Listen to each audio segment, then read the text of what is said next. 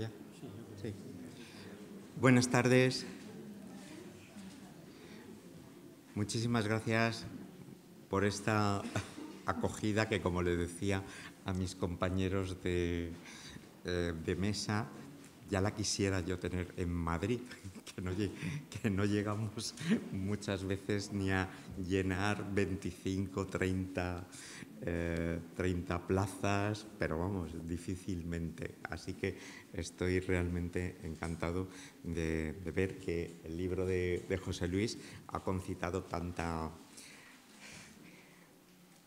expectación y tanta amistad, porque aquí también se refleja, se ve que hay mucha amistad en este acto. Quiero darle las gracias a la Biblioteca Municipal Fernando de Loaces, también quiero darle las gracias a la Fundación Miguel Hernández y también, como no, a la librería Atenea, a la librería Atenea, que colabora con nosotros en este acto. Bueno, algunos de vosotros ya habéis adquirido el ejemplar del libro que hoy presentamos, Encrucijadas, Asalto de Mata 2. Estoy absolutamente encantado de estar aquí en Orihuela. Aquí hay mucha complicidad en esta mesa. José Luis es autor de La casa por segunda vez, lo que quiere decir que a lo mejor no lo hicimos tan mal con el primer libro y ya ha querido repetir. Y nos acompaña Javier Puig, a quien sigo en redes con sus maravillosos artículos que él publica en diversos medios de comunicación. Con lo cual, estamos aquí, como se diría en Facebook, entre amigos. Con lo cual, está muy bien. Y venimos a presentar la segunda parte del diario de José Luis Cerón Huguet, Encrucijadas, Asalto de Mata 2. Yo no soy demasiado amigo, o soy amigo enemigo de los diarios. Voy a empezar con una maldad. Tengo un aforismo que viene a decir que el diarismo genera la ilusión de que nuestras anécdotas, solamente por el hecho de escribirlas y publicarlas, se convierten automáticamente en categoría. No siempre. Y entonces, por eso tengo esa relación tan difícil con el diarismo, aunque lo leo y cada vez con mayor afición. Bien es cierto que en todo diario, y lo comentábamos José Luis y yo, en todo diario, incluso en los diarios clásicos, pues están evidentemente trufados de anécdotas. Pero yo ahí tengo una pequeña teoría de que, siendo obras trufadas de anécdotas, el buen diarista sabe que al fin y al cabo la existencia es una anécdota y no nos ponemos estupendos con ellas. Sin embargo, para mí el mal diarista es el que cuenta muchas anécdotas pensando que son absolutamente trascendentes. En el caso de José Luis, evidentemente, él es muy buen diarista y sabe que en nuestra vida todo esto es mera anécdota y nuestras vidas están trufadas de anécdotas que están bien contarlas. Pero no quiero dar una imagen de poca trascendencia de los diarios y mucho menos del diario de José Luis, porque evidentemente en todo diario, en todo buen diario, evidentemente hay una categorización. Y el que se acerque a las páginas de Encrucijadas, pues se va a encontrar, por un lado, se va a encontrar una poética, por otro lado se va a encontrar una filosofía y por otra parte también se va a encontrar una política. En cuanto a la poética, pues evidentemente nos vamos a encontrar con el José Luis Cerón, poeta, escritor, pensador, etc. En cuanto a la filosofía, evidentemente, aunque sea una filosofía que se categoriza desde la anécdota de lo cotidiano, nos vamos a encontrar a un filósofo, es decir, a alguien que se acerca a las cosas desde la intuición y desde el conocimiento. Y en relación a la política, porque evidentemente José Luis Cerón, como todo buen diarista, deja también una huella de su pensamiento como ciudadano que evidentemente tiene cosas que decir sobre la república, sobre la cosa pública. Yo no me quiero extender mucho en mi presentación. El editor no es más que el señor que pone la tinta y el papel, y con eso he cumplido mi trabajo, y no le quiero quitar espacio a Javier y a José Luis, que tienen por delante un buen diálogo en el que desentrañar las claves de este extraordinario diario que, si os sirve como pista, simplemente como lector, os puedo decir que se lee de un tirón. Son 2 tardes absolutamente magníficas, y eso es algo que no ocurre con muchos grandes diarios que los aparcas y tal. El de José Luis Cerón es absolutamente imposible de aparcar, os lo puedo asegurar. Por mi parte, nada más. Volver a reiterar mi gratitud porque hayáis elegido estar aquí esta tarde con nosotros, y le paso la palabra a Javier, que va a empezar a hablar con José Luis. Sí, bueno, yo que ya quería hacer los agradecimientos ya, y así ya pasamos directamente. Bueno, desde luego qué bien se vende Juanjo, qué bien vende su producto. No, bueno, bromas aparte, la verdad que muchísimas gracias. Los 400 kilómetros que me he chupado claro, entre Madrid claro. y Orihuela. Hombre, que merezca la pena, ¿no? No, pero gracias, de verdad. Gracias a Juanjo en primer lugar, ya no solo por lo que ha dicho, sino por haberme editado el libro, que es la segunda vez, como él dice. Hombre, por supuesto que hizo bien las cosas, y yo estoy muy agradecido de estar en Polibea. Pero es que además Polibea hace muy bien las cosas. Es una editorial, lo hablábamos antes, una editorial pequeña, pero yo creo que sí que ha alcanzado ya un reconocimiento. Yo cuando les digo a la gente, a los amigos de fuera y tal, que voy a publicar en Polibea, hombre, Polibea, fíjate, qué tal. En fin, que es una editorial que suena y que tiene por lo menos una reputación bien ganada. En cuanto a diarios, además, pese a todo, pese a tus reticencias, has publicado más de un diario, además, en Polibea. Es una editorial que se ha especializado también en, los libros misceláneos también, sí, ¿no? Bien, luego también, por supuesto, quiero agradecer a la Fundación Miguel Hernández, una vez más, que apoye nuestros actos, concretamente, en particular a la biblioteca, como no, que nos ceda el espacio, que creo que es un espacio inmejorable para presentar un libro. Y luego ya quería hacer unos agradecimientos personales.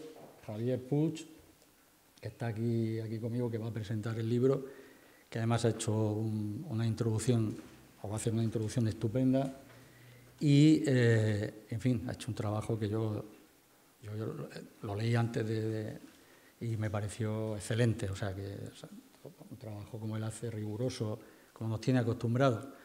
Luego no quería dejar, de agradecer, y no quería olvidar a 3 amigos que apostaron por mí, o apostaron sobre todo por mi diario, ¿no? Que, como es la editorial Frutos del Tiempo, Javier Cebrián, que está aquí, Eduardo Boix y Ángeles Campello. Ponedle el orden que queráis, pero bueno, son los tres editores de Frutos del Tiempo que editaron la primera parte de mis diarios.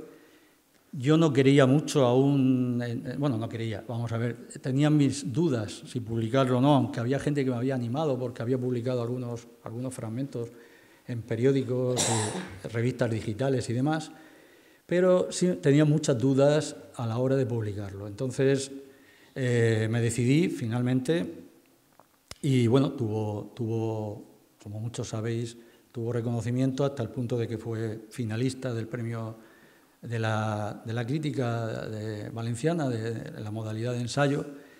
Y bueno, pues eso me animó a seguir, porque claro, si hubiese sido un fiasco, si nada me hubiera gustado, si no hubiera habido interés, pues probablemente me hubiera plantado, no hubiese seguido.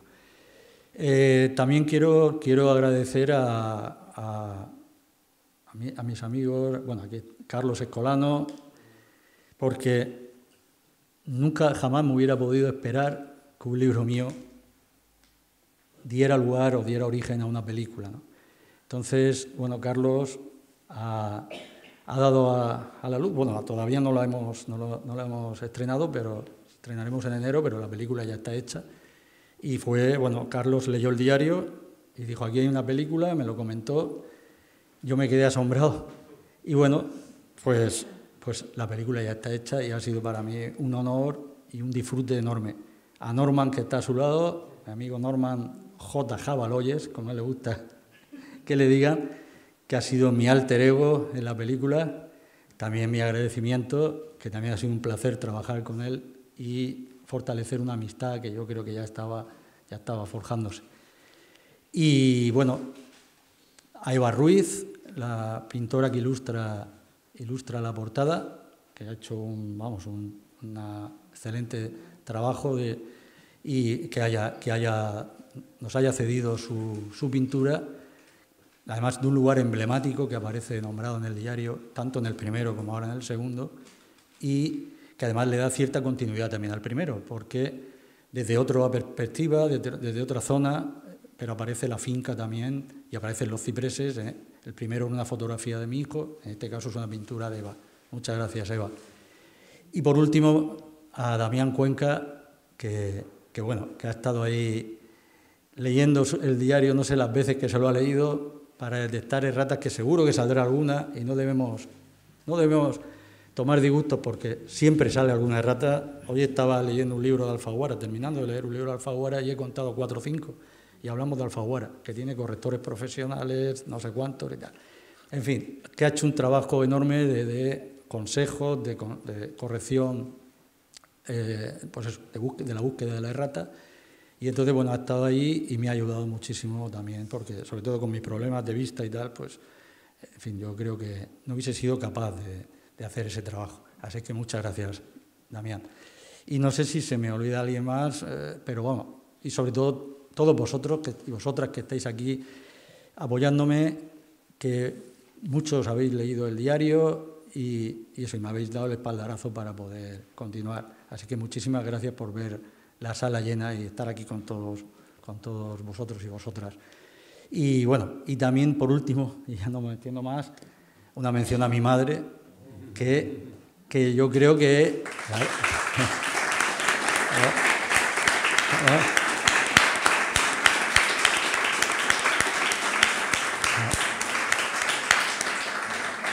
Yo no recuerdo, desde que enfermó hará 8 años, ya no recuerdo que haya estado en ningún acto. Bueno, sí, creo que en un acto estuvo al principio, pero vamos, que verla aquí pues también me emociona y me llena de alegría, ¿no?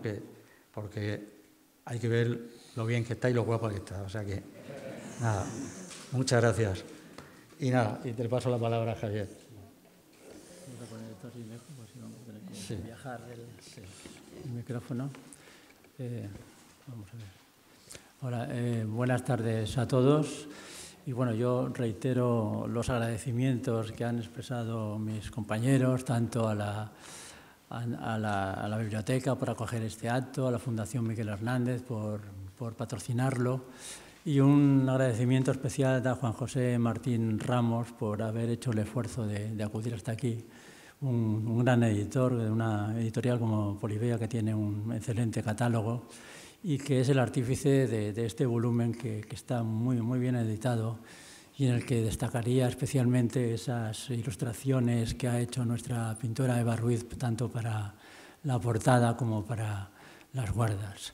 Y bueno, en principio voy a leer un texto que he escrito, en el que he pretendido reflejar lo que son mis impresiones del libro y también describir la estructura y el contenido del mismo, haciendo especial hincapié en aquello que me ha llamado más la atención y me ha parecido más significativo. Durante años estuve esperando la aparición del volumen que recogiera estos diarios. Y es que en ese tiempo, al publicarse en distintos medios, algunas entradas pude gozar de un anticipo muy prometedor. Por fin, en 2023, José Luis Cerón se decidió a realizar una selección que fue acogida en Ediciones Frutos del Tiempo. Como no podía ser de otra manera, el libro fue un éxito entre los seguidores del poeta oriolano y entre todos los que hallaron en sus páginas un nutrido y sustancioso registro de reflexiones y relatos personales. Aquel libro, que llegó a ser finalista de los premios de la crítica literaria valenciana y que ahora ha dado pie a una película, no solo saciaba nuestra larga espera, sino que además nos ofrecía la expectativa de nuevas publicaciones, al cerrarse aquella selección en el año 2016. Ahora, de la mano de Editorial Polibea, disponemos de una nueva entrega. El acotamiento del periodo temporal es menor, de menos de 4 años, hasta 2019, frente a los 8 anteriores, pero cuál no ha sido mi alegría al comprobar que, pese a esa reducción, el número de páginas se ha duplicado. Y es que, al parecer, felizmente, José Luis ha ido aumentando sus comparecencias en esos cuadernos que lo invitan a plasmar sus impresiones más sugestivas. Uno de los factores que distinguen a los mejores de los peores diarios es la importancia literaria que el autor les haya concedido. Hay quienes los tienen por un simple contenedor donde cabe registrar una literatura secundaria, a veces meramente testimonial, mientras que otros tienen asumido que ese género forma parte de su obra, mereciendo el mismo nivel de esmero que otros que a la postre suelen devenir más prestigiosos y populares. Estos autores ponen todo su esfuerzo en estos textos, sin reservarse apenas hallazgos para su obra principal, salvo los que precisan de un espacio propio.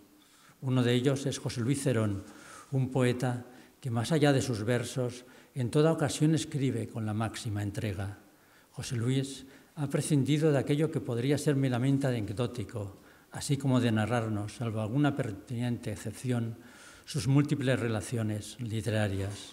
En la nota del autor nos dice: he suprimido todas las entradas relativas a crónicas sobre mi actividad cultural, así como los relatos nacidos de mis viajes, no muy numerosos, todo hay que decirlo, pues desde hace 10 años soy cada vez más sedentario. Y añade: y también he eliminado los pasajes demasiado íntimos que por el momento prefiero mantener inéditos, para evitar que algún implicado o implicada pueda sentirse incómodo. Y es que estamos ante un diario muy respetuoso, que no precisa de indiscreciones para cautivarnos.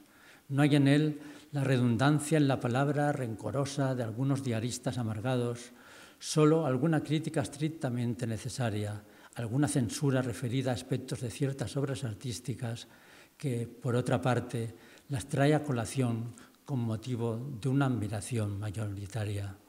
Y sí, es cierto que unas pocas veces encontramos palabras pronunciadas desde cierta indignación, pero esta nunca se desborda. Son palabras que se mantienen dignas al denunciar serenamente la imparable degradación de nuestro mundo. José Luis ha querido marcar, ya desde el título, una cierta diferenciación con respecto al volumen anterior. Si antes este era Asalto de Mata, nos dice que, como en homenaje a Paul Auster y a su madre, que suele utilizar esa expresión, subtitulando fragmentos de un diario 2008-2016, ahora el título es Encrucijadas, aclarando el subtítulo Asalto de Mata 2, que estamos ante la continuación de aquel primer volumen.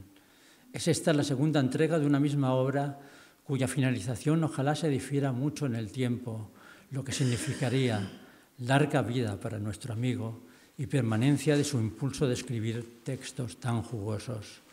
Desde luego, hasta el momento no hay visos de esa tendencia a la cansina reiteración de sentimientos que lastra el interés de tantos diarios. El título de la primera sección del libro anterior era Raíces y rizomas.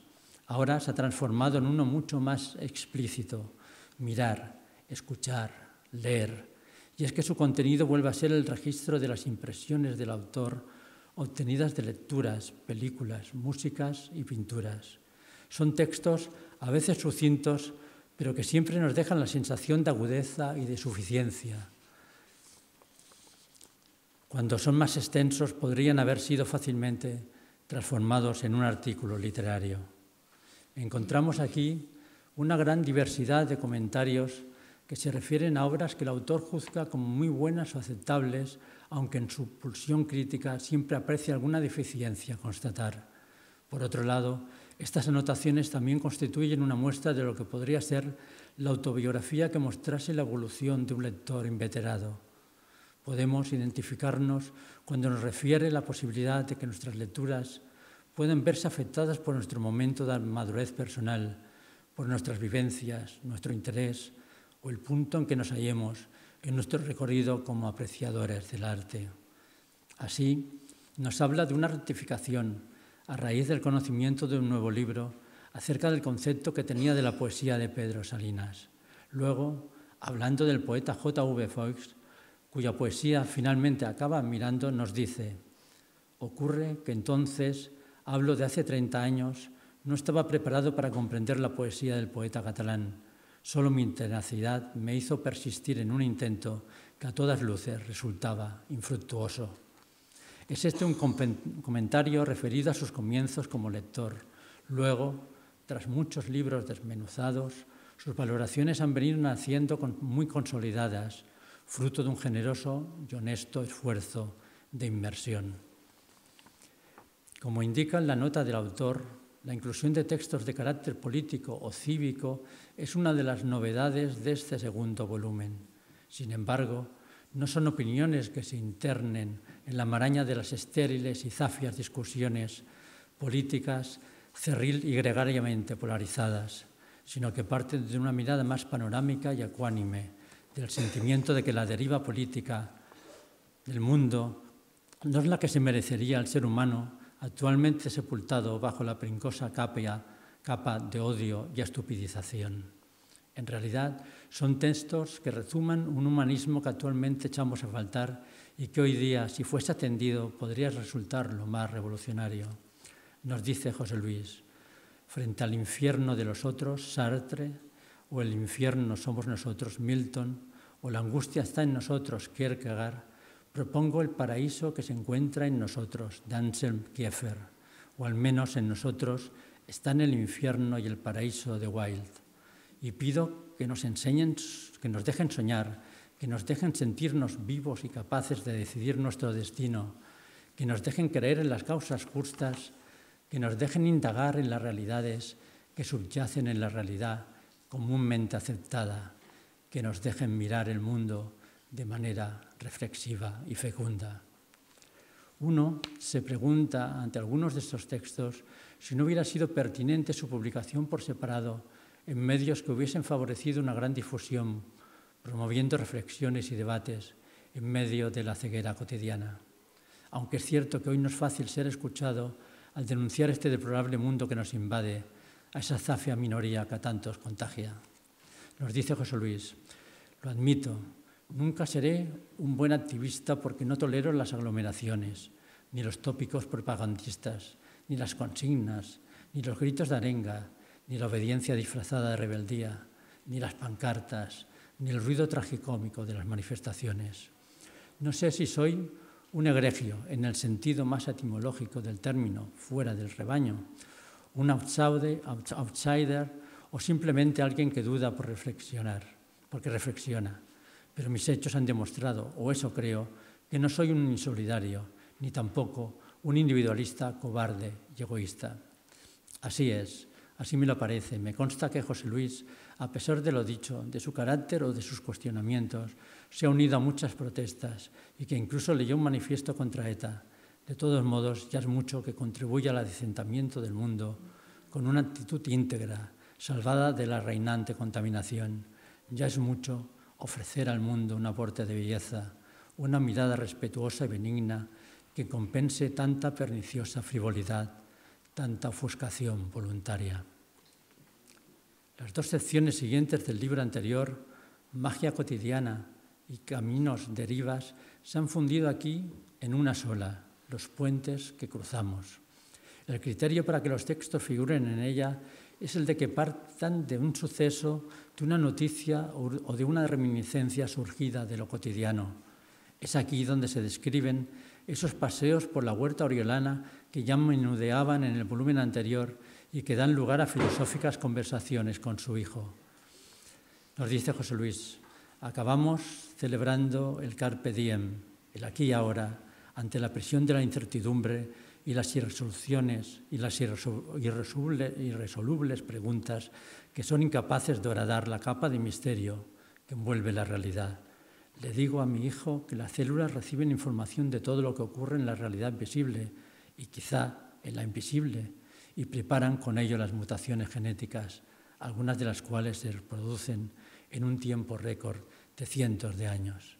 Mi hijo comenta que solo conocemos el 5% del universo, el resto es materia y energía oscura. También se incluye en esta sección el relato de unos sueños extraordinariamente precisados, nutridos de una gran variedad de escenarios y sensaciones, así como reflexiones que parten de impresiones surgidas de una sentida observación callejera o de pequeñas pero emotivas e indelebles vivencias. José Luis dice: fuerte aguacero con tormenta. Después de cenar, subo con mi hijo a la terraza comunitaria. Él quería fotografiar la tormenta, pero al abrir la puerta que da acceso a la azotea, la volvemos a cerrar. Una cortina de agua cae con fuerza y opaca el paisaje de anochecida. Es un momento de complicidad en el rellano de la azotea, mirándonos mi hijo y yo y riéndonos compulsivamente, sin saber el origen de nuestra alegría. Al bajar las escaleras, pienso que quizá este acontecimiento insignificante quedará grabado en nuestra memoria como un vínculo indisoluble.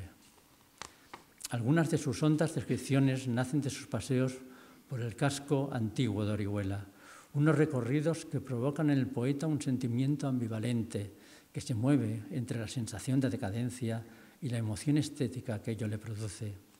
Nos dice José Luis: metros de tristeza y exaltación a medida que avanzo. Deambulo huyendo de las sombras y de los solares y los umbrales oscuros, pero al mismo tiempo celebro la decadencia de este lugar próximo a la peña y sus resonancias ariscas. O este otro comentario: me muevo con un andar sincopado por estos dédalos de insatisfacción, dejándome acariciar por los resoles. A pocos pasos están los palacios, las casas señoriales y más miseria. Me alborozo de tanta zozobra. La decadencia es excitante y propulsiva. Me alejo de estos márgenes cuando asoman en el oeste los primeros arreboles. Pero finalmente, la sensación de deterioro, de incuria, parece imponerse. Sigo sintiendo la sensación de decadencia en Orihuela. Esto no debería sorprenderme, ya que Orihuela siempre ha sido una ciudad decadente y quizá por eso me resultaba atractiva. Sin embargo, últimamente no se trata solo de decadencia, sino de un pueblenerismo chusquero y descolorido. Se mantiene en este volumen la denominación de Lampos para esa tercera sección, formada por textos muy breves, la mayoría de los cuales son cosecha de las iluminaciones del autor, aunque también se incluye alguna cita con la que éste se siente identificado. En la nota del autor del primer libro, José Luis Cerón nos explicaba: yo los llamo lampos, palabras en desuso y que a mí siempre me han gustado. Algo de chispazo, repentino y fugaz, tienen esas brevedades que en la mayoría de los casos constan de 1 o 2 renglones. Estos lampos hacen la función de los más generalmente denominados aforismos. Encierran en 1 o 2 frases una idea que se revela original y se intuye cierta, aunque como toda afirmación de este tipo, pese a su lucidez, a su firme originalidad, no está exenta de ser rebatida, tal vez porque su fin último sea el de despertar derivaciones a partir de un vislumbre muy intenso y particular. Aquí nos encontramos con una gran diversidad de miradas. Hay crítica social. ¿De veras somos ciudadanos? Lo fuimos quizá, ahora somos clientes. Reflexiones amplias. El mundo es un sistema de expectativas. Constatación existencialista. La mirada fértil todo lo aproxima y lo abraza. Y también su percepción de lo que es o debe ser la poesía, aquí expresado en Lampos a través de un disperso apartado denominado micropoéticas. La palabra da forma a nuestro vacío. Y es que estamos ante el diario no ya de un escritor, sino más concretamente de un poeta, ese ser especial, si lo es de veras, que no solo se revela y se constituye en la producción de buenos versos, sino también en la actitud vital que lo impulsa y lo orienta, y especialmente en el grado de sensibilización de su mirada y la disposición a captar la belleza bajo las capas de un ambiente a menudo enrarecido por lo banal.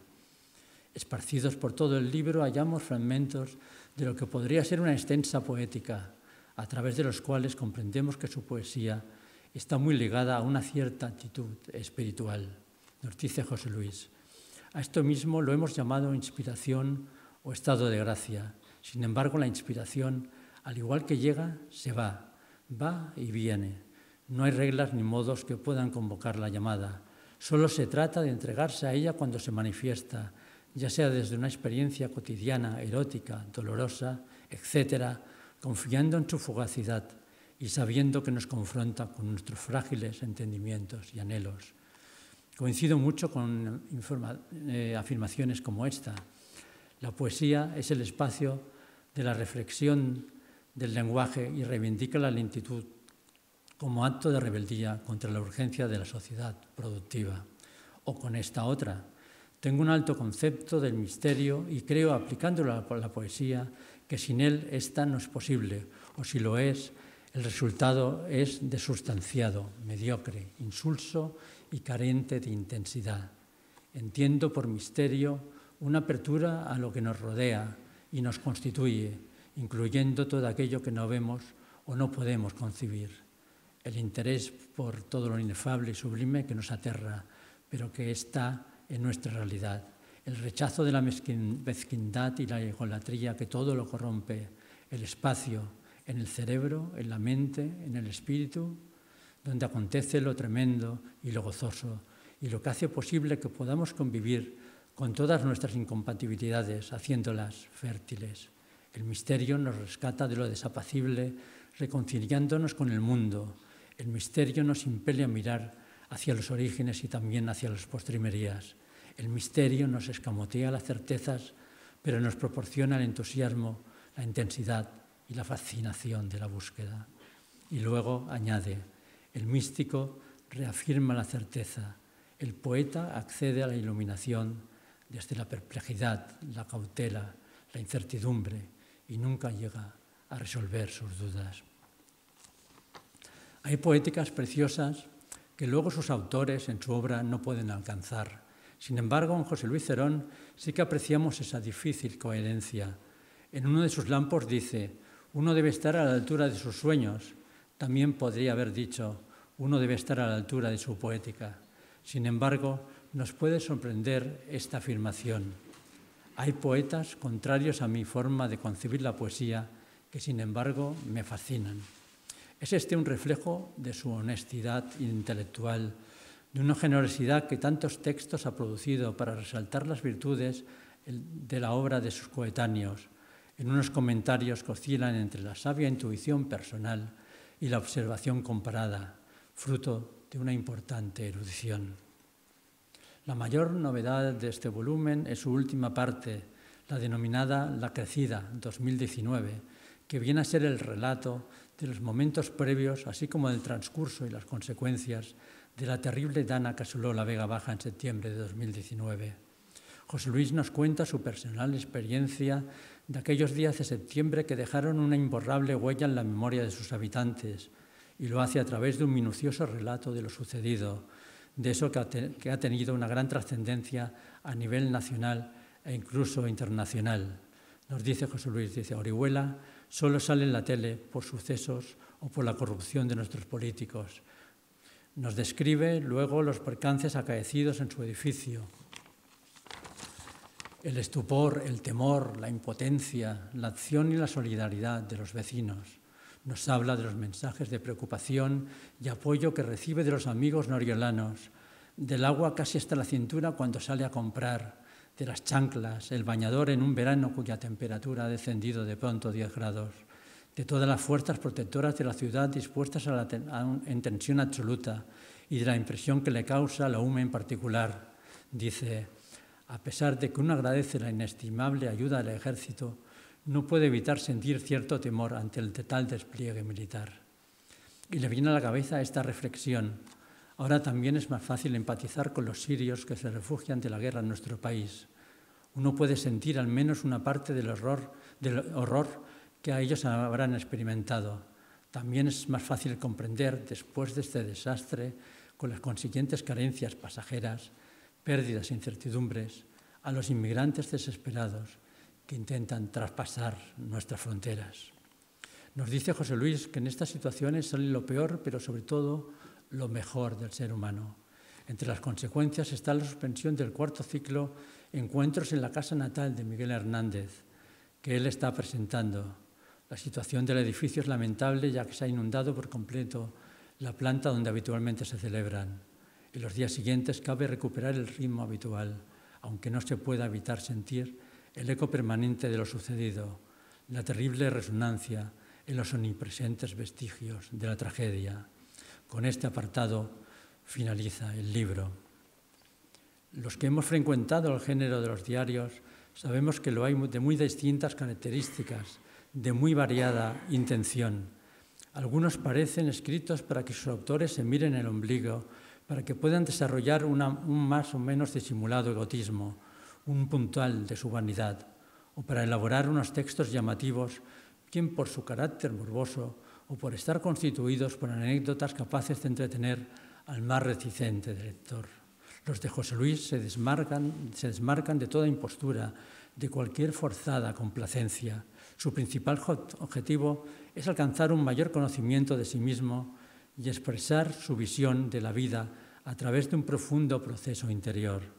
Estas elaboradas anotaciones buscan indagar en el misterio del mundo, en su significación, a través de unas reflexiones concebidas desde una mirada llena de perspicacia, esfuerzo y fecundidad, una mirada que quiere ser ecuánime y no dicta sentencia sobre las cosas, sino que se manifiesta tan humilde como rigurosa, a la vez que sabedora de una relativa elevación. Podríamos decir que estos diarios son íntimos, pero solo en el sentido de que están escritos en la soledad, desde el reconocimiento al que se acude, porque es el lugar donde se revela la hondura de cada encuentro.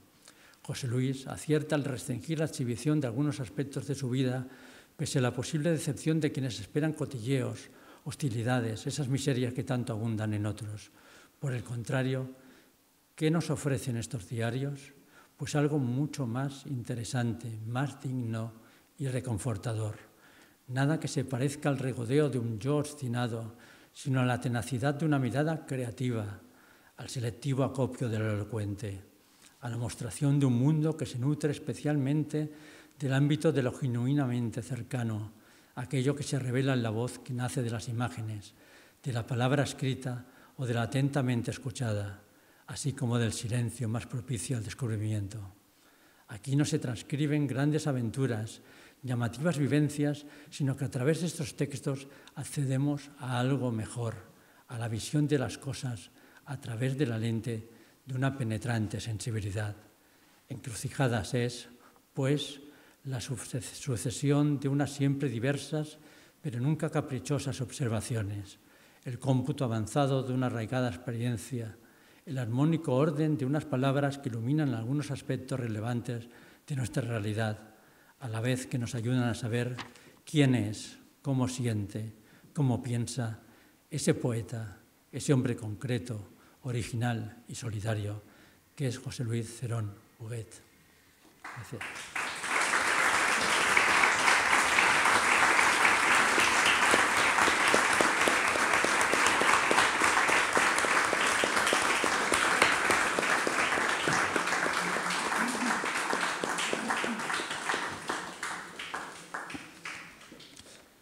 Bueno, tras este texto que he escrito a partir de las impresiones de la lectura. Pues al mismo tiempo que iba pasando páginas y me iban ocurriendo algunas... Vamos a esperar un momentito. ¿Me ha perdido algo? No sé, que no se me escapen las preguntas que tengo aquí. No sé, que me puede pasar alguna. ¿Se ha quedado algo aquí? ¿No? Bueno. Aquí están. Bueno, algunas preguntas, algunas curiosidades que me gustaría que hoy nos satisfacieras, y que creo que tus respuestas van a ser de interés del público. Por ejemplo, tengo ciertas dudas acerca de algunas afirmaciones que he reflejado aquí en este texto. Quizás he sido demasiado atrevido, porque, por ejemplo, cuando deduzco del hecho de que en este diario haya el doble de páginas que en el anterior, a pesar de que el periodo de tiempo sea de la mitad, deduzco que es que has escrito más durante ese periodo o que tal vez estés escribiendo más actualmente, y quizá no sea así. Quizá simplemente has decidido incluir más entradas en tu selección. No sé qué nos puedes decir acerca de esto. Sí, vamos a ver. El diario... Bueno, yo realmente empecé a escribir un diario de hace muchísimos años. Creo que desde que empecé a escribir prácticamente, lo que pasa es que de forma interrumpida, de forma esporádica. Cuando ya me decido a escribir un diario, que se puede decir un diario porque tiene cierta regularidad, es a partir de 2008. En 2008, el diario que publicó Frutos del Tiempo, que ocupa hasta 2016, es un diario todavía titubeante, porque no me atrevo a lo mejor a entrar en ciertas cuestiones, o cuando entro no profundizo tanto. Conforme voy avanzando, me voy animando, no voy creyendo en este género que es el diario, que yo siempre he tenido mucho respeto, y me voy viniendo arriba, ¿no? Es así, porque vas animándote y vas cogiéndole también el tranquillo, ¿no? Evidentemente, conforme van pasando los años, también voy adquiriendo madurez, eso es así, y eso hace que muchas de las entradas crezcan, y también me impongo una obligación, que es escribir. Yo creo que a partir de 2015, 2016, que es escribir una entrada, por lo menos una entrada diaria, ¿no? Eso no quita que todo sea válido, como decía Juanjo. O sea, hay muchas de esas entradas que probablemente nunca se publiquen, pero están ahí. Lo que pasa es que luego llega un momento que el diario me va sobrepasando incluso, y a veces ya escribo más de una entrada diaria. Por eso muchas veces, aquí no, en el diario, el primero iban entradas separadas por asteriscos, y aquí van separadas con la primera palabra en mayúscula, ¿no? Pero en mi diario pues va numerado, no va por fechas, va numerado. Van 1, 2, 3 desde el principio hasta ahora, que llevo no sé cuantísimas entradas, y muchas veces hay una entrada que va separada por unas líneas, y meto otra entrada, ¿no? Que en un día puedo escribir a lo mejor 3 o 4, en otra una, breve, y en otra puede ser una muy extensa, o varias. Y entonces, pues sí, el diario va creciendo. Y entonces, en este último, ya abarca 2016, 2019, hay muchas más entradas, algunas son más extensas, y entonces lo que he hecho, abusando de la confianza de Juanjo, pues ha sido también ampliarlo, ¿no? Porque había bastantes más entradas, a pesar de que son menos años, y por eso de ahí que sea también más grueso. Bien, yo pensaba que había sometido la datación de las entradas a la hora de trasladarlas al libro, pero ahora nos está diciendo que ya originalmente ya las numeras simplemente, ¿no? No reflejas la fecha. Pero luego también juegas con el orden de las entradas a la hora de trasladarlas al libro. ¿Buscas algún efecto especial manejando su orden? Bueno, vamos a ver, lo de la cronología, sí es cierto que, bueno, no lo respeto habitualmente. Sí que es verdad que hay en alguna ocasión que sí he puesto alguna fecha, pero han sido fechas muy señaladas, acontecimientos muy concretos. Por ejemplo, sí que el periodo en que estuvo mi madre hospitalizada, creo que fue hace 9 años ya, esos 50 días, sí que ahí sí está cronológicamente, están las fechas señaladas.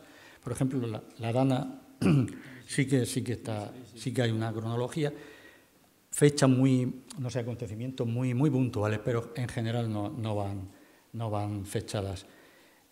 Bueno, la otra pregunta que me decías... ¿Cómo las manejas? Sí, ¿Cómo las ordenas para sí. conseguir algún efecto concreto? Aquí en este diario prácticamente son cronológicas, es decir, están seguidas, salvo alguna excepción que he visto que he alterado el orden porque he visto que había una continuidad. Y entonces digo, bueno, esta entrada escrita a lo mejor 6 meses después responde a esto que he escrito. Y entonces... Claro, yo voy escribiendo y a lo mejor a los 4 meses pues vuelvo sobre otra entrada o incluso me desdigo o rectifico o me gloso a mí mismo. Entonces, ¿qué ocurre? Que luego me di cuenta que escribiendo digo, no, vamos a ver, esta entrada viene muy bien a continuación de la siguiente, que es casi una respuesta, ¿no?, de lo que he escrito o una ampliación de la entrada. Pero no es habitual. ¿No? Yo creo que en general un tanto por ciento muy elevado hay un orden, se sigue un orden. Sí. Y el hecho de escribir un diario, el de emplazarte a acudir a él a menudo, puede influir en algo en tu vida cotidiana, ¿no? Puedes estar más ojo a visor ante ciertas circunstancias, a la caza de ciertos estímulos que puedan suscitarte algún texto interesante, o incluso si has llegado a provocar en algún momento alguna situación, has aceptado con la invitación o has hecho alguna salida que pudiera propiciarte alguno de estos textos. Bueno, perseguir... No, lo que es perseguir situaciones o crear o generar situaciones para escribirlas en el diario, no he llegado. Pero sí admito que ha llegado a sobrepasarme la escritura del diario, es decir, ha llegado casi ya a entrar en cierto terreno ya de la obsesión, ¿no? Casi. Yo, por ejemplo, a veces con Ada, que bueno, no he agradecido antes a Ada también la paciencia que ha tenido todos estos años conmigo y el apoyo. No, creo que no hace falta que lo diga, porque es obvio, ¿no? Pero bueno, quiero decirlo. Hay veces que yo me he puesto a hablar con ella de entradas del diario que en realidad eran cosas que iba a escribir en el diario y con una verborrea comentando después de una película o de una lectura, comentando cosas que en realidad las estaba pensando para escribirlas, ¿no? Y se le soltaba todo el rollo. No sé. Luego ha habido veces que he estado en lugares y tal, digo, que esto no voy a escribirlo porque porque tengo que descansar y sin embargo al final escribo sobre ese tema porque me llama la atención y bueno, y al final luego hay cosas que surgen espontáneas que no me las espero, una conversación que oigo, un encuentro azaroso, no sé, un atardecer majestuoso, cualquier cosa que a veces pues, que surge y que me puede llevar a escribir, ¿no? Otras veces son cosas ya programadas, actividades literarias. Por ejemplo, no doy fe o no doy cuenta en este libro, como en el anterior, de toda mi actividad cultural, ¿no? Desde la gestión hasta las presentaciones y demás. Eso daría para un libro aparte. Efectivamente, como bien has dicho, y digo yo también, bueno, en la introducción, los viajes no son muy numerosos en los últimos años porque fui muy viajero y ya me volví sedentario, pero bueno, algunos viajes he hecho en los últimos años y creo que si hablara de los viajes, pues probablemente hubiera ocupado una parte importante del diario, que a lo mejor eso llevaría, o sería conveniente algún día a lo mejor recogerlo todo en un volumen, ¿no? Entonces, por eso, pero vamos, sí que hay muchísimas situaciones hasta el punto que incluso, puesto que yo soy una persona muy preocupada por los sueños, me gusta mucho lo onírico, es decir, y de hecho plasmo muchos sueños en mi diario, sí, con mucho detalle además, porque yo tengo la fortuna o la desgracia, no lo sé, a veces es una desgracia, porque al día siguiente tengo la sensación de no haber dormido bien, estoy cansado. Pero yo vivo mis sueños como películas, es decir, recuerdo mis sueños perfectamente. Tengo una fase REM que yo creo que, bueno, me permite recordar los sueños, quizá porque tengo un sueño muy frágil y sobre todo los sueños que están próximos al amanecer o en las siestas, que yo soy un partidario de la siesta siempre que puedo. Me echo una siesta, aunque sea mínima, soy un defensor acérrimo de la siesta, como hecho revolucionario además, como algo que no nos puede o no deben quitarnos, que a lo que me aferro, por lo menos mi derecho a decir, cuidado, esto es mío. Entonces, en las siestas también tengo a veces unos sueños, incluso en las duermevelas, en esos momentos de 10, 15 minutos, 20 minutos que pueda entrar en fase de sueño o de duermevela profunda, casi profunda, ¿no? Que casi entres ya en el sueño. He tenido sueños que me acuerdo perfectamente y de ahí que los transcriba con tanta minuciosidad. Hay gente que dice, pues yo no me acuerdo de mis sueños o yo no sabría describir mis sueños. Bueno, claro, vamos a ver, a veces hay que darle un poquitín de orden, porque los sueños suelen ser muy caóticos, pero con un poquito de orden y de imaginación, pues se puede recrear un sueño, ¿no? Y decía esto de los sueños porque hay veces que he soñado que estoy en algún lugar, o estoy, no sé, o con amigos o tal, y digo, esto tengo que escribirlo en el diario. O sea, en el sueño estoy pensando en el diario. Es decir, que eso hasta qué punto llega. Llega un momento que te supera. Es decir, lo que en un principio es algo, bueno, que voy a escribir hoy, dentro de una semana, dentro de un mes, quizá dentro de 2 meses, o un año, o lo dejo interrumpido 2, empiezo ya a escribir de manera constante y eso ya me va llevando a una obligación que además me impongo yo mismo. Nadie me impone que escriba en el diario, pero bueno, al final me siento obligado yo mismo a escribir y de ahí que tenga tanto material. Bueno, como tú sabes, yo también escribí diarios entre 2002 y 2011, aunque no he publicado más que algunas pequeñas entradas en algún medio digital. Pero lo que quería comentarte es que cuando vuelvo hacia atrás y reviso mis diarios, que lo hago muy pocas veces, a veces me he encontrado con alguna entrada que ahora mismo no suscribiría, con alguna opinión que ahora mismo que no sería exactamente la misma, quizá ahora la matizaría o la ampliaría, ¿no? Y entonces pienso que si publicase ahora esos diarios, no sé si caería en la tentación de modificar esa anotación original o si a lo mejor la trasladaría tal cual y luego añadiría como una especie de paréntesis, una aclaración con mi perspectiva actual, ¿no? Para evitar un equívoco, ¿no? Porque el lector puede pensar que yo sigo considerando aquello que había escrito hace 20 años, ¿no? No sé si tú te has encontrado con algún caso parecido al revisar tus diarios, si te has sentido tentado a modificar alguna de tus opiniones, de tus observaciones, porque ahora mismo tengas otra perspectiva superior, más amplia, y requeriría esa modificación, o si bien las entradas las has respetado tal cual, literalmente. Bueno, la verdad es que muy pocas, he cambiado muy pocas entradas, o he manipulado muy pocas entradas. Me parecería poco honesto. En cuanto a mí mismo, ¿no? Yo mismo no me sentiría a gusto y creo que tampoco sería bueno, no sé, sería deshonesto con el lector. Creo que algo que está escrito por, no sé, por algo, por una circunstancia que te lleva a hacerlo. Manipularlo sería ventajista, sería una trampa. Yo puedo manipular muchos textos que he escrito y me he equivocado, incluso en este diario. Puede haber alguna entrada concreta, que a lo mejor ahí la leo ahora y digo, bueno, aquí José Luis se equivocó un poco, no, estuvo demasiado fino y tal. Bueno, claro, yo puedo manipularlo, adaptarlo y parecer un profeta, ¿no? O un adivino.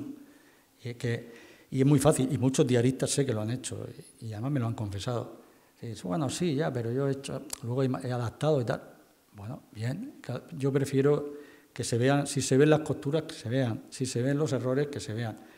A lo mejor he manipulado algunas muy levemente, pero más bien ha sido de estilo, los cambios han sido más estilísticos que lo que es de contenido, ¿no? Ya digo, a lo mejor puede ser que en algún caso haya adaptado un nombre que he visto que era mejor meter el nombre o omitirlo, que también puede ocurrir, o he variado levemente alguna cosa, pues porque he visto que a lo mejor me he pasado un poco y he bajado un pelín el tono en alguna entrada, pero ya digo, en muy pocos casos las entradas están manipuladas, están escritas tal cual. Es verdad que todos cambiamos de alguna manera. Físicamente es evidente que he cambiado. Pero bueno, yo creo que mentalmente lo que es mi ideología, mi forma de pensar, tampoco he cambiado mucho. Es decir, claro, ahí siempre uno va matizando con el paso de los años y eso que se llama madurez, que no solo se madura hasta los 30 años, se va madurando siempre, yo creo que siempre, toda la vida. Entonces, pues eso hace que vayas a veces rectificando cosas o matizando cosas, pero yo creo que básicamente soy el que soy o el que he sido, y entonces, bueno, con mis dudas, con mis, con mis convicciones, creo que soy una persona que me he vuelto con los años más prudente. Ojo, yo reivindico la prudencia como virtud, que ahora está vista como defecto, como tantas cosas que se han pervertido. Pero yo creo que la prudencia es una virtud. Ojo, no tiene nada que ver con la docilidad y con la pusilanimidad, ¿no? No se puede ser una persona insumisa, no ser dócil, no ser pusilánime y ser prudente. No está reñida una cosa con la otra. Y yo creo que, bueno, por lo que tú decías, en mi diario evito el cotilleo, aunque pueda contar cosas de lo que sucede y tal, pero no desde el cotilleo. Como hablábamos Juanjo y yo hace un rato, si alguien me cuenta un secreto, y ese es un secreto, y cuando digo secreto, es un secreto de verdad, ese secreto no va al diario. Es decir, porque algún día se puede leer. Yo no sé lo que puede pasar. Probablemente cuando me muera, pues hombre, no sé qué pasará, porque nadie sabe lo que puede pasar, pero eso está ahí escrito. Entonces, si alguien, yo creo que eso no se puede contar, o al menos nadie me ha pedido, por favor, que no cuente. Esto, pues, igual está contado con el mayor respeto posible. Cuando digo que no quiero implicar a terceras personas en algunas cosas íntimas, estoy hablando que pienso que hay algunos datos que a lo mejor no es el momento de publicar, ¿no? Luego hay unos datos a lo mejor personales que no sé hasta qué punto a otras personas les podría gustar que los contara, aunque ya digo, creo que siempre he tratado esos temas con el máximo respeto, no desde el cotilleo. De hecho, aquí en este diario nombro a algunos amigos con su nombre, eso de que el que pone X, Z, he hablado con Z y X me ha dicho y D no sé cuánto y A no sé qué, pero luego sabes quién es A, quién es Z y quién es X, porque además a dónde trabajan, solo le ponen hasta el domicilio. Entonces me parece una idiotez, hablando claro. Entonces yo no suelo poner nombres y apellidos y hay algunos amigos que aparecen en el diario, porque creo que son cosas que no... Si hay una discusión, es una discusión entre amigos. Si hay una discrepancia, es una discrepancia que ya hemos hablado sin ningún problema y son discrepancias amistosas y generalmente hay complicidad. Entonces, pues eso, no creo yo que sea un problema en estos momentos el que yo escriba sobre lo que ocurre a mi alrededor. Es decir, lo que quiero decir es que nadie tema, como desde luego yo no soy trapiello, ni mucho menos, ni aspiro a serlo, ni lo seré, pero que la gente decía, no le cuento esto a trapiello, que luego lo saca en el diario. Bueno, yo no soy de esos que luego lo voy a publicar, claro, y luego... Claro, y hasta lo que no pasa. Es decir, que yo sí que es cierto que cuando alguien me cuenta algo, yo siempre he dicho que, salvo un lapsus que se me escapa, alguna cosa que todos estamos exentos, yo soy en eso una tumba y el diario, pues si está contado de manera muy cifrada, que no se sepa. Yo quería preguntarte si en alguna ocasión un mismo estímulo, una misma impresión ha podido originar a la vez una entrada en el diario y un poema, por ejemplo, ¿no? Porque muchas veces cuando recibimos la llamada de la escritura sabemos con ciencia cierta por dónde debemos encauzarla, pero puede haber algunos casos en que eso no esté tan claro, que sea una situación más limítrofe, más ambigua. De hecho, en tu diario hay momentos muy poéticos y habría fragmentos, párrafos que podrían considerarse prácticamente una prosa poética, ¿no? Con lo cual está muy cerca a veces la poesía del diario. Y podrías haber elegido una de los dos caminos, o bien, como te digo, no sé si en algún caso los dos, ¿no? Sí. Sí, hay veces que un poema ha surgido de una entrada de un diario. Hay veces que una entrada de un diario o un hecho que yo relato en el diario ha dado pie después a un poema, pasado el tiempo. Es verdad que hay entradas también que podrían ser poemas en prosa, porque se ajustan a lo que podría ser el poema en prosa, ¿no? Pero yo creo que sí que conviven de alguna manera la poesía y la prosa diarística, ¿no? Porque yo creo que incluso en los temas más prosaicos dentro del diario, esa decía detrás de periódico, ¿no? Casi de noticias, yo siempre trato de darle un estilillo, ¿no? Lírico, y al decir lírico ya sabemos que el término, pues eso, hay que cogerlo a veces con pinzas, ¿no? Puede ser resbaladizo, pero vamos, quiero entender lírico como algo con cierta vocación de estilo, ¿no? Entonces, bueno, pues sí que conviven, creo que las dos cosas, y ya digo que sí que es verdad que algunas situaciones que han dado origen a entradas de diario también han generado algún poema, sí. Pienso que una de las virtudes de tus diarios es que no los utilizas para mirarte al ombligo, no son deplorablemente egocéntricos, ni mucho menos, sino que tu mirada en el diario, exceptuando algunas ocasiones en que puedas mostrarte más íntimo, más intimista, más introspectivo, es una mirada hacia afuera, lo cual no quiere decir que esa mirada hacia afuera no te retrate, ¿no? Porque tú en la forma de mirar y en la forma de expresarte te expresas y te defines a ti mismo, ¿no? Siempre me acuerdo en la presentación de mi libro, los libros que me habitan, que nombraste un neologismo de Roland Barthes, que era biografema, ¿no? Por el cual decía que podríamos rastrear la biografía de un escritor a partir de sus escritos, a pesar de que este escritor nunca hubiera hablado de su propia vida, ¿no? Pero en esa mirada uno se retrata, como digo, ¿no?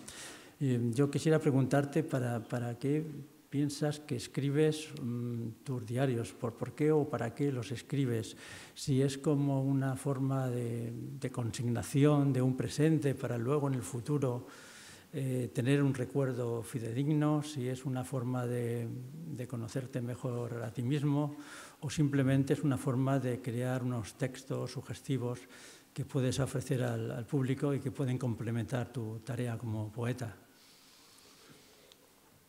Bueno, voy a contestar por partes, porque la pregunta es muy enjundiosa y es muy amplia también, ¿no?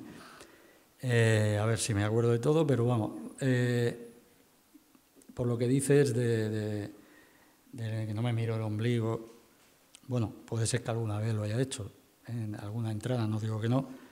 Leía hace poco, no me acuerdo ahora quién, no sé si era Miguel Muñoz Molina o un escritor reconocido además habitualmente de los periódicos, de los suplementos, que decía que había dos tipos de diarios, que eran los centrífugos y los centrípetos, ¿no?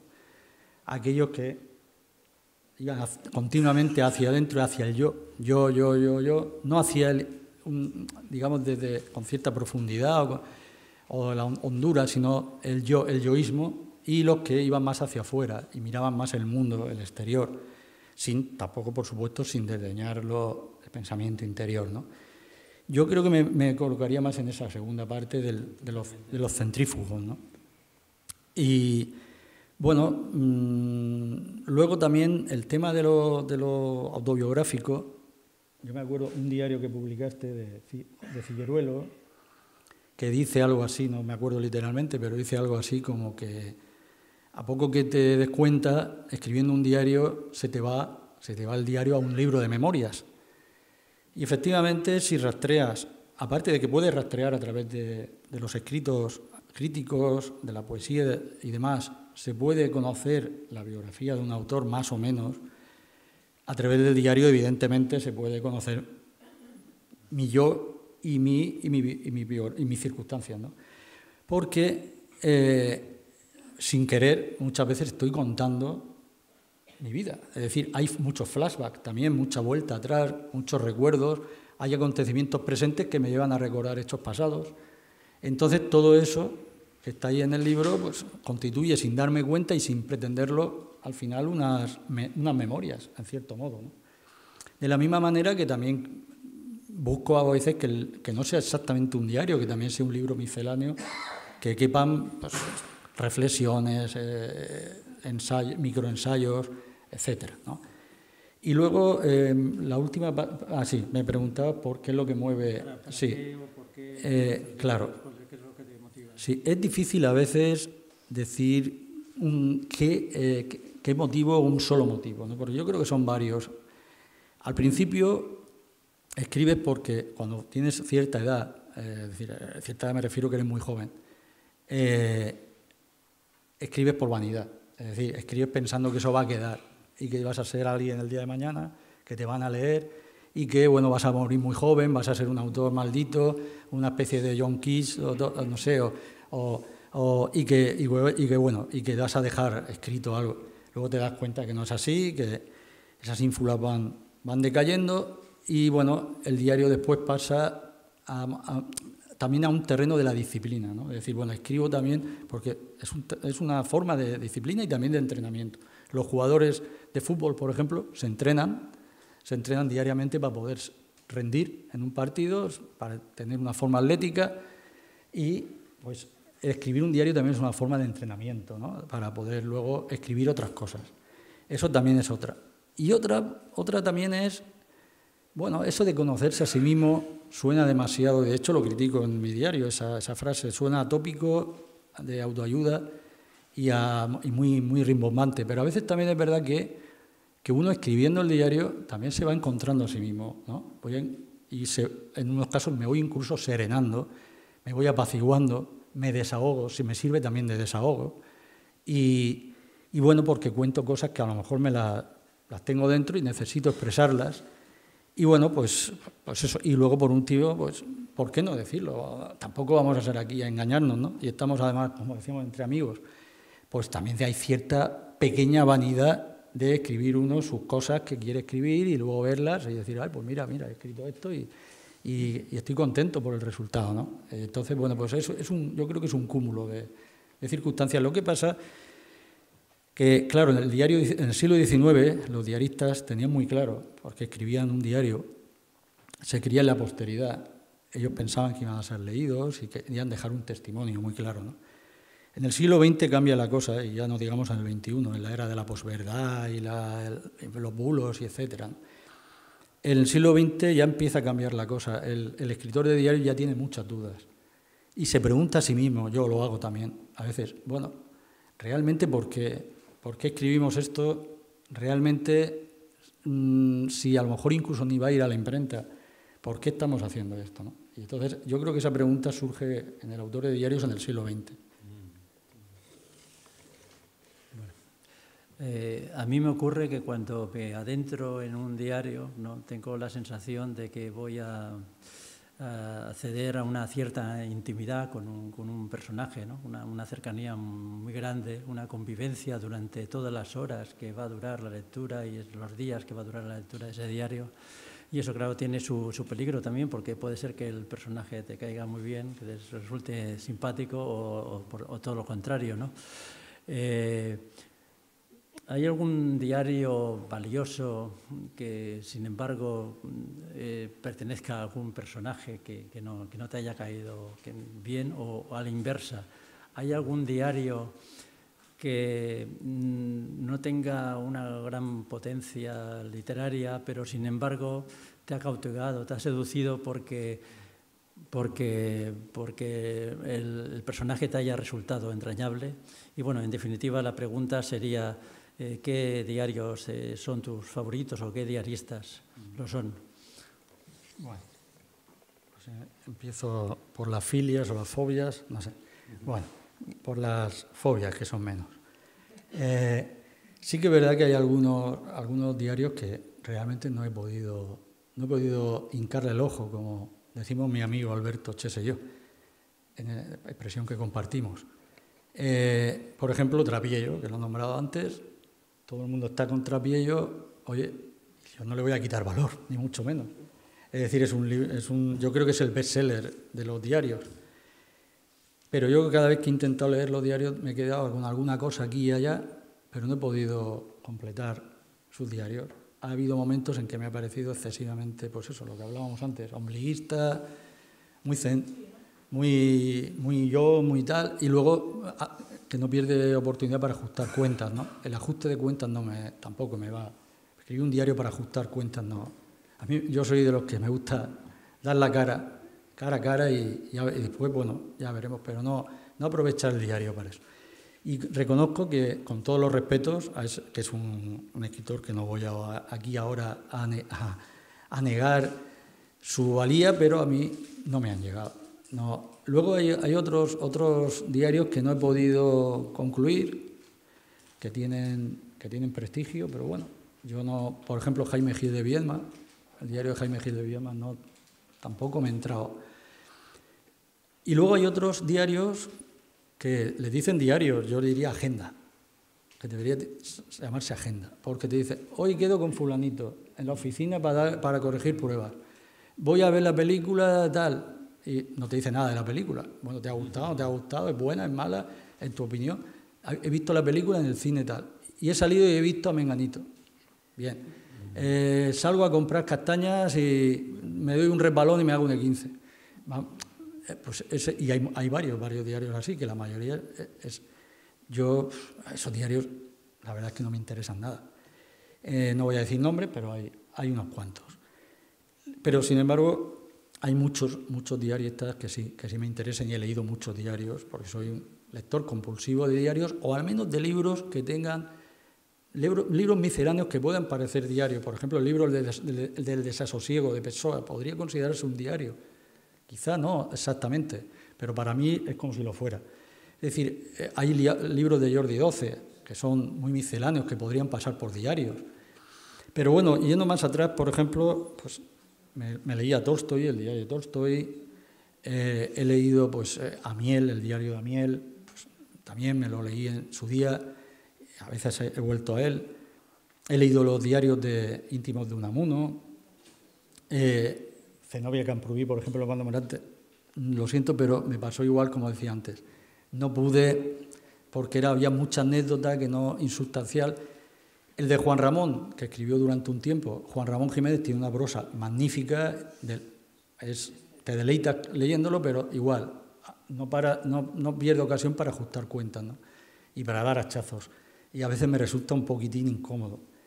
Y luego, bueno, si tengo que decir varios diarios que yo creo para mí fueron muy importantes, sobre todo en su momento, que yo creo que cuando ya empecé a escribir un diario ya con más regularidad o con más ganas de escribir, digamos, un diario, fue cuando leí los de Kafka, ¿no? Es verdad que yo los leí de manera parcial, o sea, era una recopilación que no estaba completo, luego se publicaron completos. Y es que Kafka, quitando, que es lo único que le puedo echar en cara, que no haya una sola mención a la Primera Guerra Mundial, que dice, ha estallado la Primera Guerra Mundial y me voy a nadar. Quitando eso, por lo demás está todo lo que yo toco en mi diario, los sueños, reflexiones personales, reflexiones de amigos, hay partes incluso líricas tratándose de Kafka. Luego también los diarios de Alejandra Pizarnik me atrajeron muchísimo, me gustaron mucho y me gustan. Bueno, pues no sé, es que podría citar muchos, pero Ya más recientemente los diarios de Silvia Plath, que me parecen una maravilla, y también para conocer mucho mejor su poesía. Y bueno, no sé. Bueno, y por último, que también lo comentábamos antes, otro diarista también que me gustó mucho, que no he leído demasiado suyo, ¿no? Un par de novelas nada más, pero sin embargo me impresionaron los diarios de Rafael Chirves. Me gustaron mucho y bueno, compré todos los volúmenes y los disfruté. Y luego hay otros autores y autoras que no son diarios propiamente dichos, pero casi, que podrían ser, por ejemplo, Mary Oliver tiene una serie de libros misceláneos que se pueden leer como diarios y trata temas que a mí me preocupan.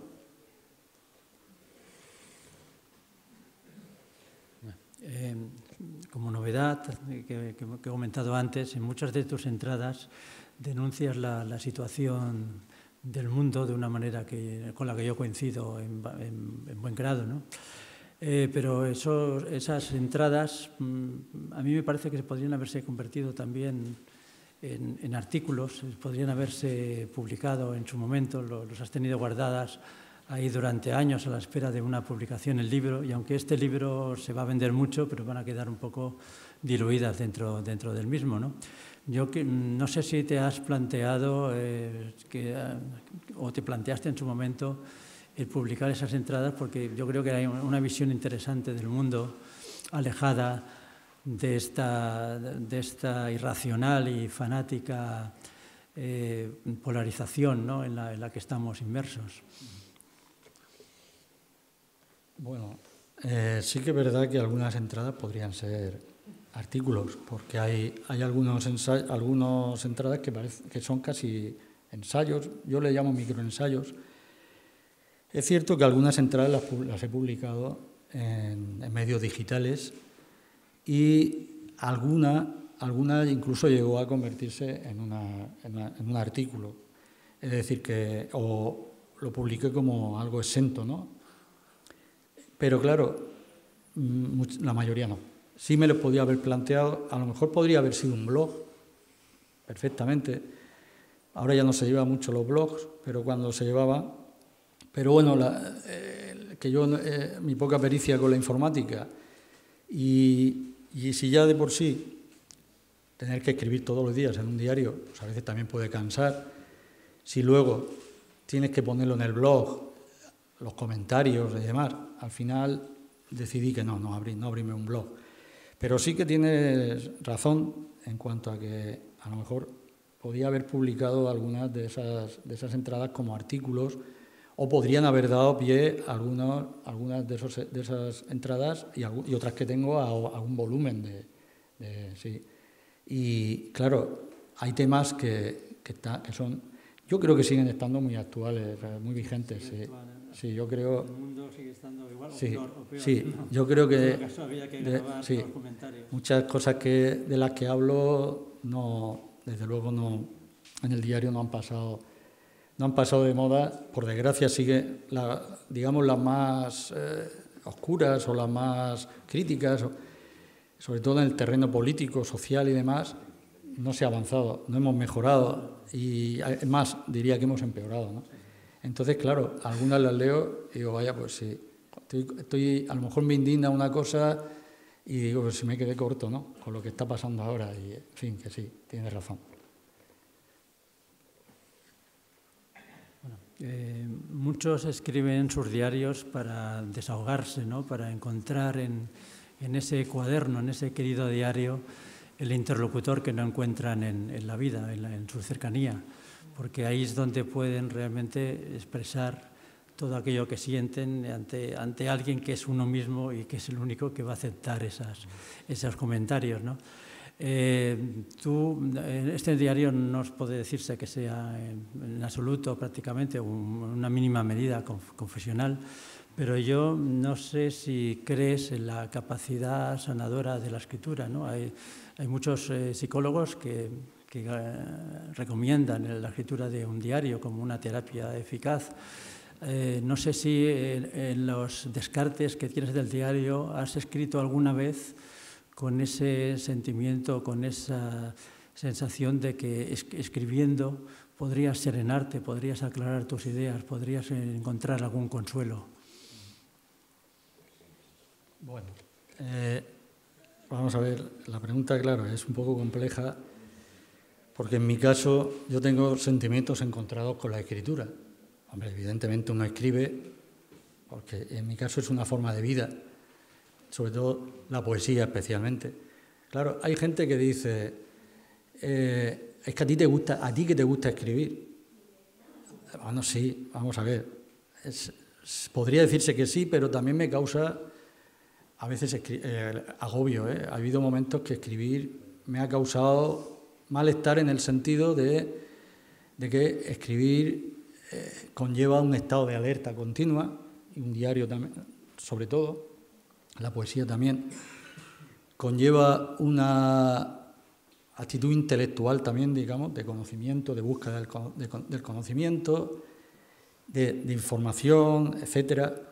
En fin, un trabajo también, luego disgustos, que te llevan muchos disgustos, de cosas que a lo mejor no salen como tú esperas que salgan, errores, erratas, fallos, cosas, en fin, todo lo que conlleva luego la edición también, ¿no? de un libro, que tienes luego esa alegría y al mismo tiempo esa prevención y a veces ese miedo, ¿no? de lo que va a pasar con la criatura, ¿no? Entonces, claro, la escritura sí, pero también me ha causado a veces agobio, al mismo tiempo que también satisfacción.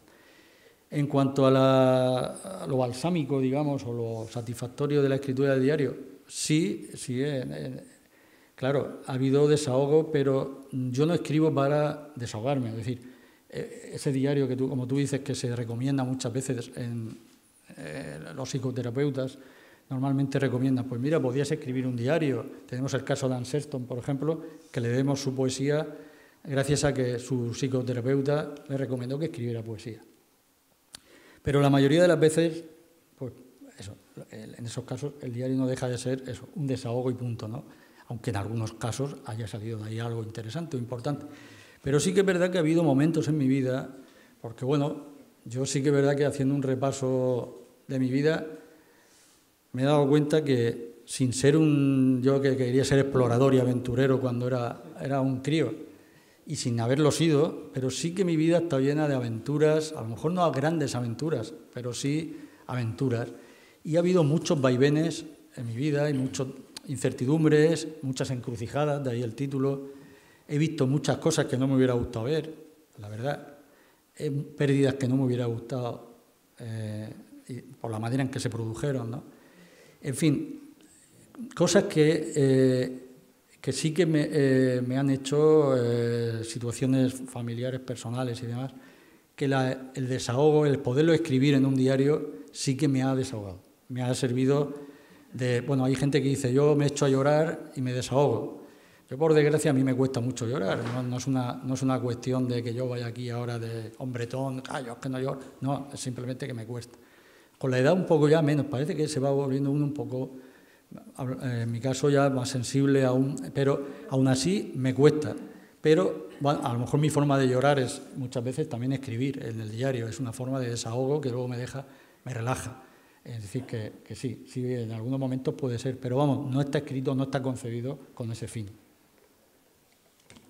Bueno, y ya para finalizar, una última pregunta, que es la que parece que sea obligatoria en estos casos, y en este caso muy pertinente porque seguro que tienes mucha materia para contestar, y es cuáles van a ser tus próximas comparecencias para presentarnos libros o otras actividades artísticas que yo sé que tienes preparadas. Bueno, preparadas. Las comparecencias no lo sé, no sé cuándo ni cuándo será, y ojalá que este año que viene haya alguna. Sí que tengo 3 poemarios inéditos, uno que no sé, que igual, no sé cuándo se publicará porque ese no tengo mucho interés de momento, pero hay 2 que sí me gustaría sacar adelante, especialmente el último que terminé hace unos meses. Bueno, si hay una oportunidad de sacar un tercer volumen de mi diario, por supuesto que sí. Luego no quiero tampoco aquí poner en un brete a Aitor, pero a lo mejor ni debería decirlo, igual luego me riñe. Pero bueno, tengo un libro de textos recopilados, que son entrevistas, artículos, ensayos, es un tanto misceláneo, que todos esos textos de alguna manera los ha generado la Fundación Miguel Hernández, directa o indirectamente, o bien por encargo de la Fundación, o bien porque es un acto que ha auspiciado la Fundación, o porque me lo ha inspirado algún acto de la Fundación. Y entonces, bueno, pues lo hablé con Aitor, de momento está un poco ahí, él está viendo presupuestos y demás, y no sé, bueno, yo simplemente dejo caer que estamos en conversaciones, como se suele decir ahora, estamos resolviendo flecos, este tipo de cosas que se dicen ahora, ¿no?, cuando se entrevistan. No quiero adelantar más, pero bueno, eso sería quizá lo que más ilusión me hace en estos momentos, porque es lo que lo tengo preparado ya y lo he trabajado este verano bastante, que hay muchos amigos y muchos algunos de los que estáis aquí en la sala aparecéis. Y luego, pues eso, el poemario también me haría mucha ilusión sacarlo este año, y me había impuesto, pero eso ya veremos. Sí, también es un reto que no sé dónde está por ahí Javier. Está aquí. También se lo dejo a Juanjo, que podrían alternarse. A lo mejor es la posibilidad de sacar un volumen de diarios cada año.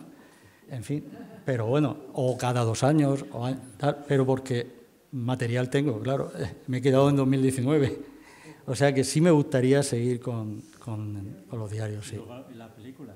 Y bueno, y por supuesto, claro. Y ya como último, que iba a decir, que ahí ya...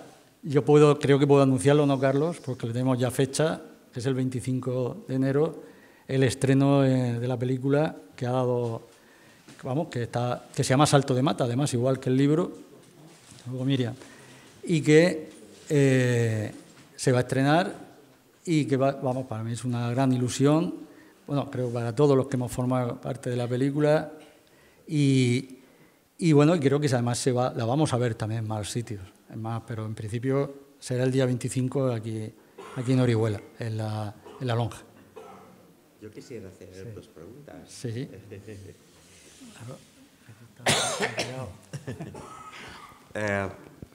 Pero las voy a formular las dos en una. En tus diarios no aparece demasiado taller de escritura propio. ¿Por alguna razón en concreto? Y la segunda pregunta es, entiendo que las 2 primeras partes de los 2 diarios es la parte más diarística, pero los lampos, que son aforismos, etcétera, evidentemente no se construyen, no se escriben diariamente. ¿Cómo se insertan dentro de la obra? Bueno, taller literario, ahí sí que hay, sobre poesía sí que hay muchas notas de poética. Yo creo que se podría constituir una poética con todas las notas que escribo.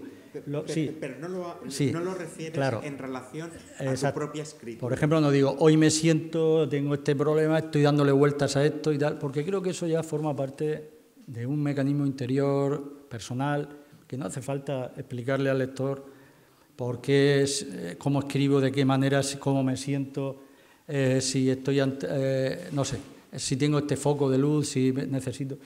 Hay escritores que te cuentan, pues eso, todo. Sí, hay escritores, claro, hay escritores célebres clásicos, claro, que se han tirado de taller de escritura, claro, para... Y luego te dicen, pues eso, y planteo el poema o el escrito de esta manera, de esta otra forma.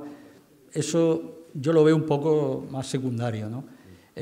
También lo he dejado caer de aquí y allá, en pinceladas, a lo largo de mis intervenciones, de mis libros y tal. Yo creo que más o menos quien me conoce ya sabe cuál es mi forma de escribir, ¿no? Pero bien, eso es cierto que no está demasiado, aunque yo insisto en que sí, que si se reunieran todas las entradas del primer diario, del primer volumen y el segundo, creo que se podría conformar una poética. Sí, eso sí. Sí. Y luego los aforismos no salen todos los días, es evidente. el aforismo en mi caso sí que se puede llamar... Es que yo no sé muy bien qué es un aforismo, para empezar.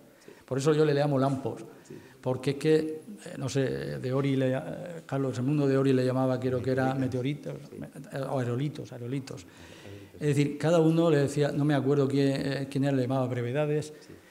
En fin, yo le llamo lampos porque además es una palabra que me gusta rescatar palabras, porque palabras que están obsoletas y porque el lenguaje muchas veces se pierde y no sabemos por qué, se va reduciendo, se va achicando y hay que reivindicar palabras.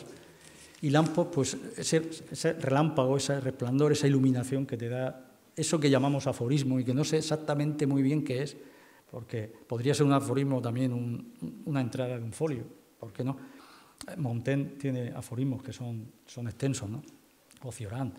Entonces, esos aforismos surgen, son chispazos, como dice la palabra. Entonces, todos los días no lo escribo, ni tampoco con la idea de voy a escribir un aforismo, ¿no? Venga, ahora me voy a poner y voy a hacer 5 aforismos, ¿no? Surgen y los escribo y los plasmo. Por eso no me gusta aquellas personas que escriben aforismos y dicen, no, es que ahora, bueno, vamos a ver, que salga un libro de aforismos, sí, porque salga de esa manera, ¿no? Como los que van surgiendo y luego se reúnen. Pero dicen, voy a hacer un libro de aforismos y me planteo un libro de aforismos y me pongo a escribir aforismos, ¿no? Claro, muchos son puro ingenio, pura ocurrencia o puro chiste, incluso a veces se incurre en el chiste.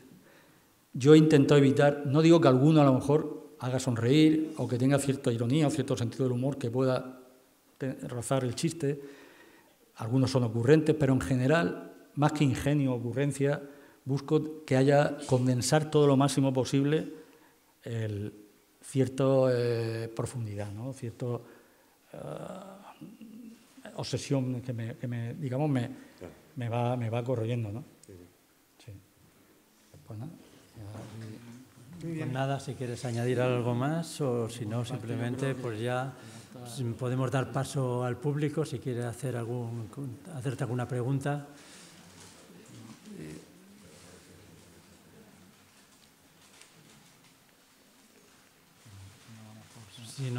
Si no la hay, pues entonces damos ya por cerrado el acto y simplemente será ya que firmes los libros, que espero que vendas muchos. Muchísimas gracias.